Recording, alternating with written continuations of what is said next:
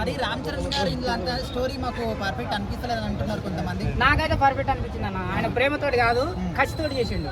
Game changer పోయింది కదా, game changer పోయింది కదా, అందు గురించి దాని ఒడ్డితో సహా వసూలు చేసేయాలని చెప్పేసి ఒక దీంట్లో 3 గేమ్స్ చూపించారు. ఏ గేమ్ కి ఇంపార్టెన్స్ ఇస్తారు? అన్ని గేమ్లు బాగానే ఉన్నాయన్న. నీకు ఏది వస్తే అది ఆడని చెప్పి చూపించిండు. ఈ గేమ్ బాగుంది, ఆ గేమ్ కాదు కదా. నీకు ఏ గేమ్ నువ్వు ఇందులో ఓడిపోయినావా అది ట్రై చేయి, అందులో ఓడిపోయినావా ఇంకో ట్రై చేయి ఆడండి. ఇదంతా వదిలేస్తే మిర్జాపూర్ మున్నా భయ్య క్యారెక్టర్ ఎలా ఉంది? అన్ని క్యారెక్టర్లు బాగున్నాయి. జగత్ బాబు గారి క్యారెక్టర్ బాగుంది.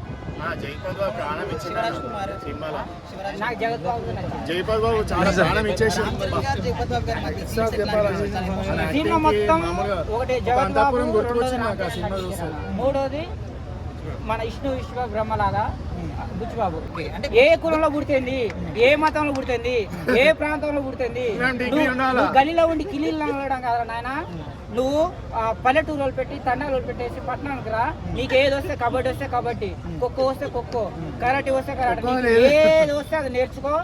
మీ ఊరికి పేరు తీసుకురా, మీ అమ్మ నాన్నకి పేరు తీసుకురా, నువ్వు పేరు తీసుకురా అని చెప్పేసి ఒక మంచి మెసేజ్ ఇచ్చిండు. మ్యాజిక్ సినిమాలో కనిపించిందా?